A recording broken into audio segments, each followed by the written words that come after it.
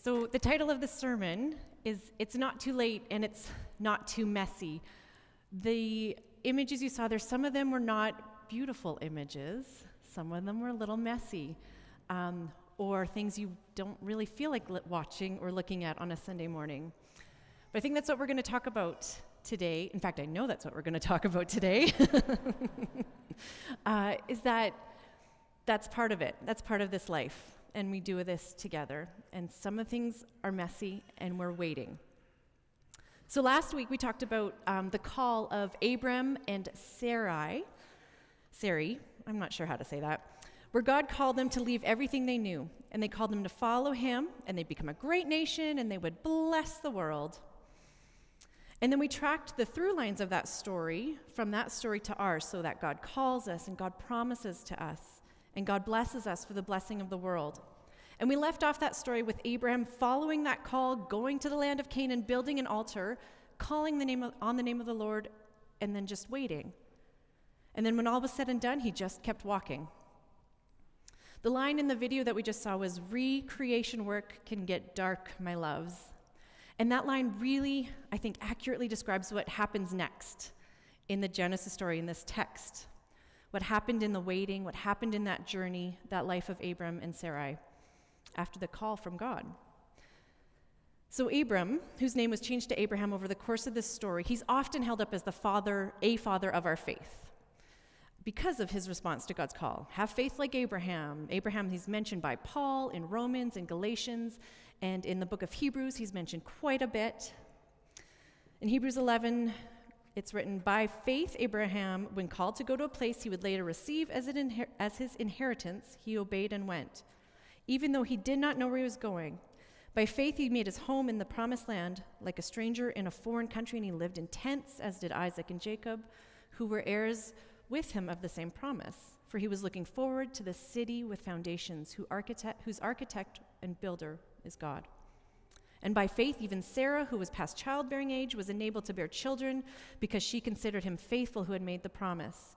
And so from this one man, and he as good as dead, came descendants as numerous as the stars in the sky and as countless as the sands on the seashore." So that's, by the New Testament times, that's how they saw Abraham. And by faith, that's a big thing. But when you actually read these stories, the stories between Genesis 12 and Genesis 21, the stories of Abram and Sarai's life, between that call and between the fulfillment, what we get is not a clear story of faith. It's not even a story of someone we should look up to or can look up to. In fact, it's a story about a man and a woman called out by God who actually made really bad decisions with real damaging consequences. And throughout these stories, as I read them in the last few weeks, I kept reading them and saying, wait, what? So I will probably say that a few times. Wait, what? That's my response to these stories. And yet, I wonder if the real story here in these chapters is about where and how consistently God shows up in the middle of these very human decisions. So we're going to travel kind of through those chapters, focusing on the story of Abraham and his wife Sarah. There's a whole other layer of stories that have to do with Abraham and his nephew Lot, and those stories are wild and hairy and not PG. So we'll talk about those later time. But the story of Sarah and Abraham, that's what we're going to do today. So, right after Genesis 12, it left off with these words, then Abram set out and continued toward the Negev. And right after is this verse. Now there was a famine in the land, and Abram went to Egypt to live there for a while because the famine was severe. So they went to Egypt. And when they got there, Abram looked at his wife, and he said, "Oh, you are beautiful. When these Egyptians see you, they will want you. And because you're married to me, this is going to put me in danger. They'll kill me to get to you. So let's pretend you're not my wife and let them take you so my life will be spared." And that's what he did. That's a, wait, what? Moment. What just happened? And Pharaoh took Sarai as his wife. He took her into the palace, and he treated Abram very well, because after all, he was the brother of this woman he really wanted. Abram got a lot of money, sheep, cattle, servants out of the deal. So let's just be clear and say this in plain language. Abram traded his wife out to a powerful man to secure his own safety and got a lot of money out of it. Abram was promised by God that he'd have many descendants. He had left his home. He had built some altars. He was promised that he would be the father of a great nation, and the world would be blessed through him. That is heady stuff. And at the first whiff of threat, instead of remembering that it's God's work to make that happen, Abram had to defend his own self from that threat.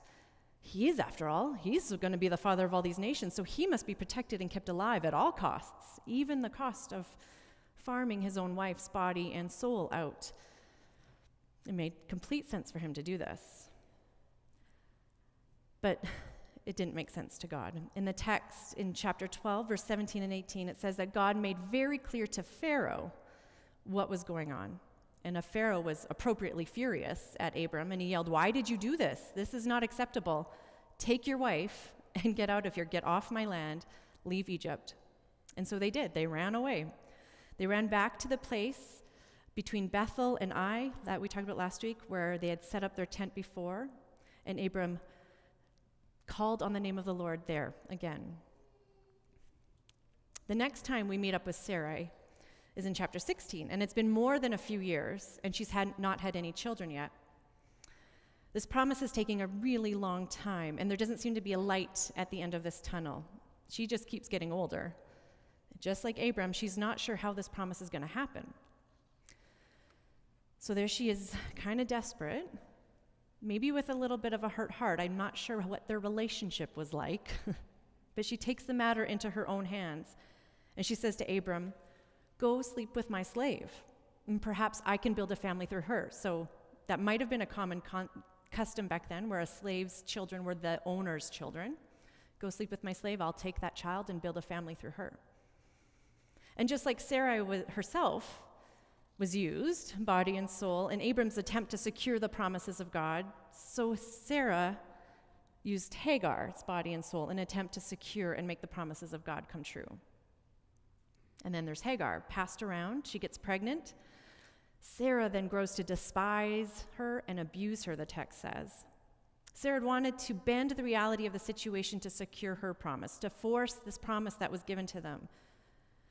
And she did this for presumably a good reason, that the promise would come true. And that attempt to kind of bend reality and force it, that attempt that we make when we forget that God is actually the nexus of action here, that story causes pain. Hagar eventually is forced from the house because of the abuse, twice in fact in her life. And we see God meet her both times. God meets her and meets that child, and he provides for her. God treats her, talks to her as a beloved daughter, when those that God called did not. And this is where we get that incredible phrase, "I've seen the God who sees me." This is the God we follow, and this floors me every time. What a picture we get of this family. And what a picture we get of the God who calls. Because even when we manipulate and try to force the promises of God to come true, and even when these actions end up hurting or damaging others, God is still there, still meeting the least, this slave woman, still working through those events to continue to usher in this new reality where he is making everything new.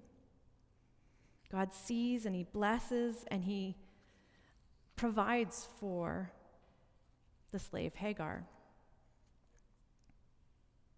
Now fast forward a few more years to when Abram was 99 years old, 25 years after that first call.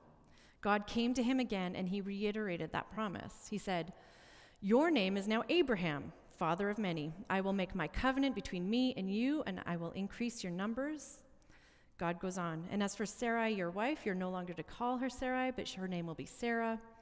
I will bless her. I will surely give you a son by her. I will bless her so that she will be the mother of nations. Kings of peoples will come from her." 25 years later, God is still in the game. He's restating and remaking his covenant.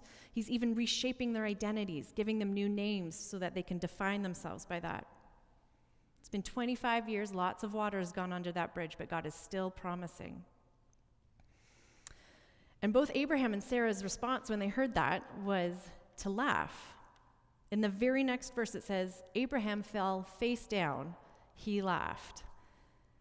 In chapter 18, verse 13, it says, Sarah laughed to herself as she thought, after I'm worn out and my Lord is old, will I now have this pleasure?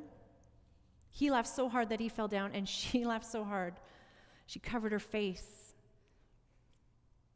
It's inconceivable, this promise of God. It's almost mockable. What happened in the years in between when God first called them to now to make them that cynical and incredulous?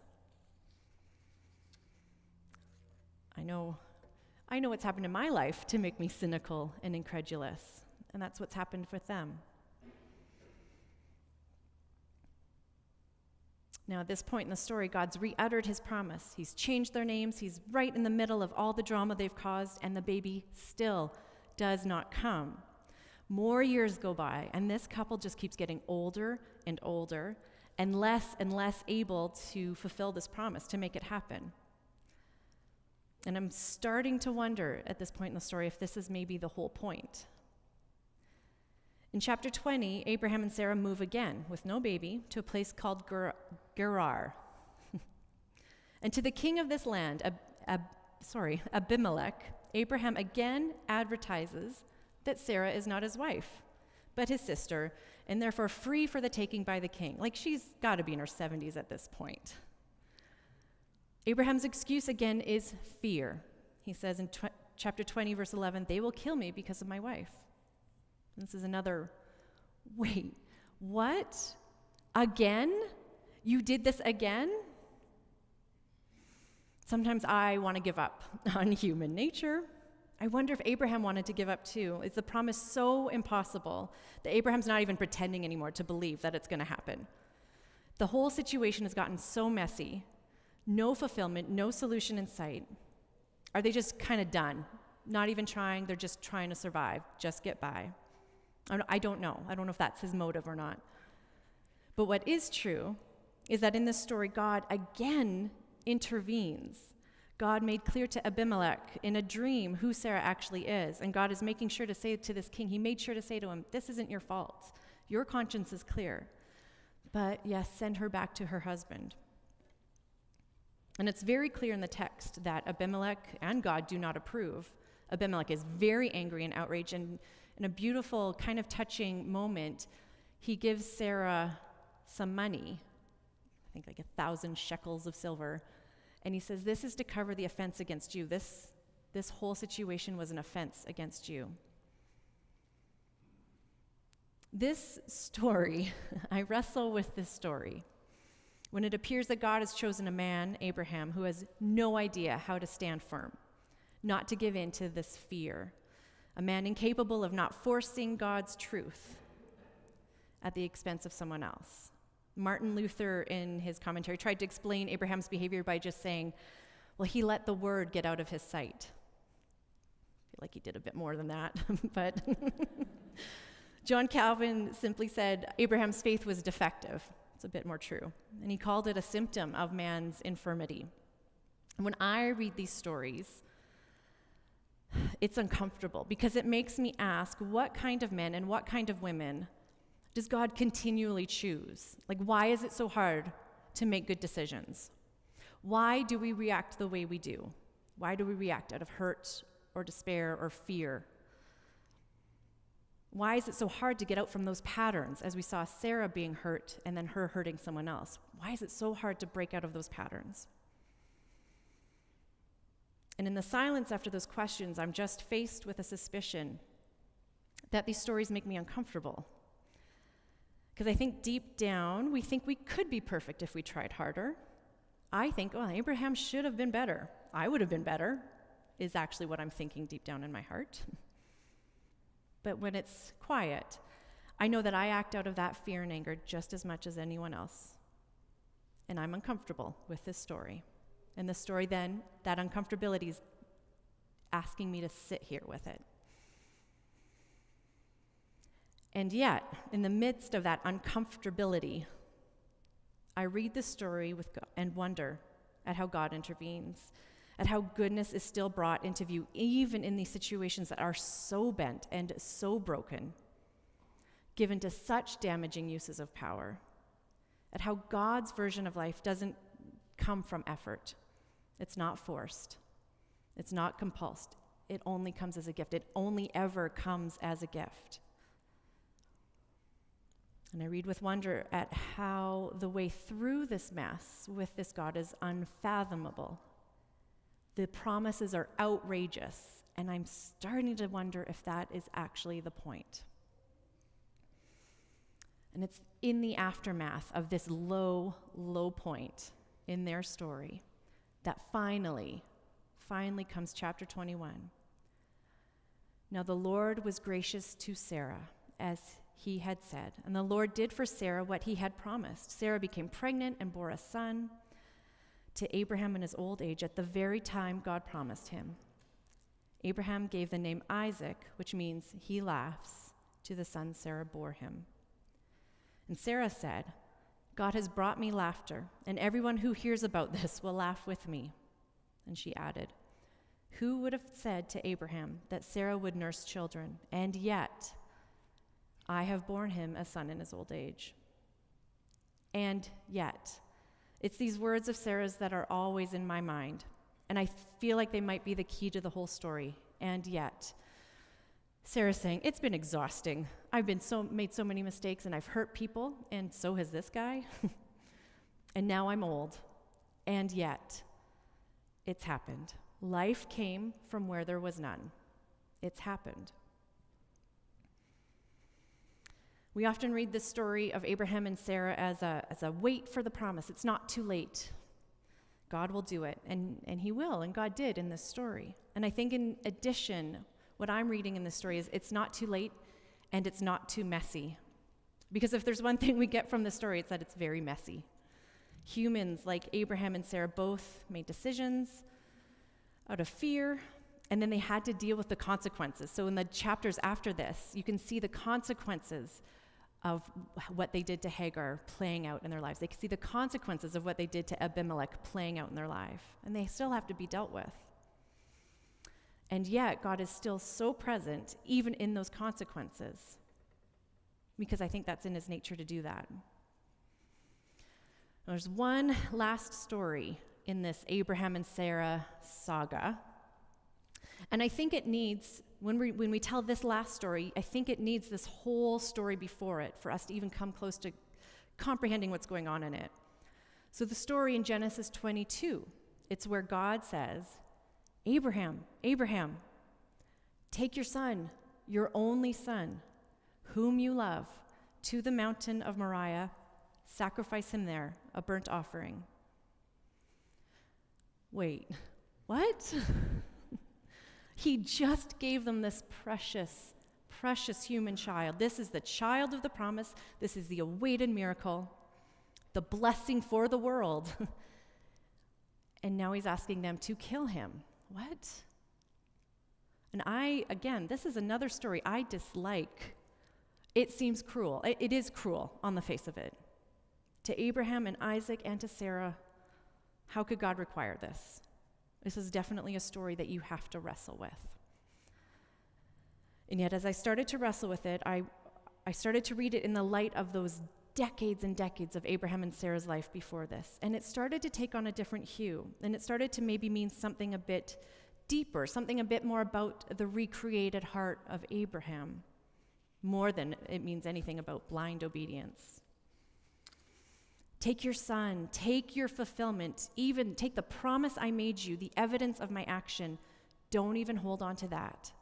Let it go. Trust me. I'm going to provide. I will make this promise happen. You don't need to protect it. You don't need to force it. This is my work. And Abraham, instead of protecting his son, the fulfillment of this promise, like he protected himself at the cost of his wife, now, decades later, he's trusting that even here, this God will not abandon the promise. So the faith Abraham has here, it's not that he's willing to kill his son for something he believes in. That's not it. It's that he believes that God won't go back on his promise. to make a nation through this child. There's a recreation in Abraham's heart that seems to have taken decades, where he's now taking God at his word and believing that the blessing will come through this child. And this is what I think that writer of Hebrews is seeing as Abraham's heroic faith, not because he was good at having faith. That's obviously not the story of Abraham's life. But Abraham, who had offered the body of his wife up twice, Abraham and Sarah, who used a slave to make an heir and then kicked her out. This Abraham, by the end of his life, was able to take Isaac literally in his hands and hold them open to the promise. Not because he was an unthinking servant of a tyrant, but because he knew the opposite. He knew that the character of God would keep this promise, even if it meant raising that son from the dead.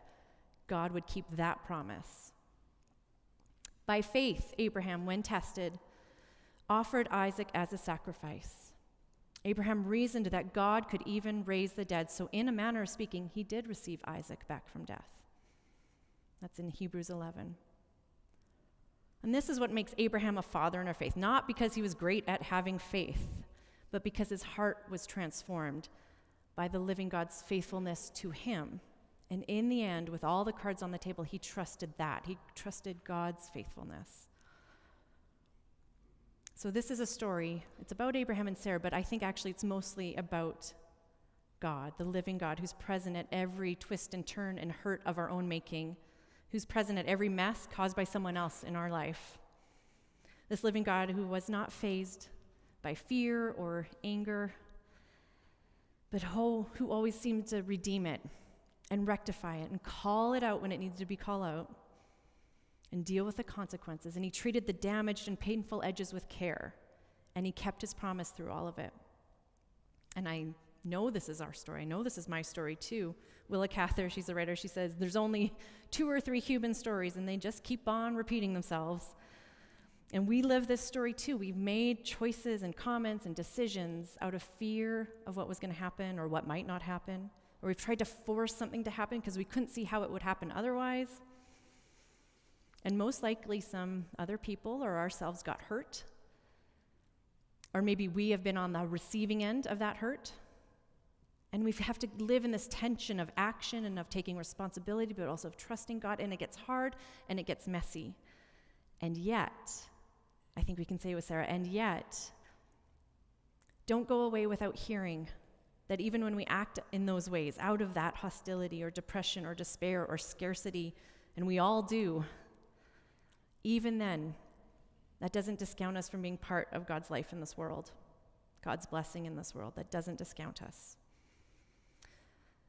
And don't go away without hearing that it's God's grace and his word and not our ability. That's the real story here. Don't go away without the words that God is faithful to his promise to you. God is faithful to his promise to recreate you, and that's his nature. Not wait for it song. Some of the words were this: recreation work can get dark, my loves. Light so sparse it takes willingness to catch a glimmer. It's not a comfortable time and space. And though you may not recognize me, I am in it, waiting alongside you. And it sounds too good to be true, but I tell you, you will discover unmistakable beauty in unmade-up places in our very real lives. And that's good news. Let's pray.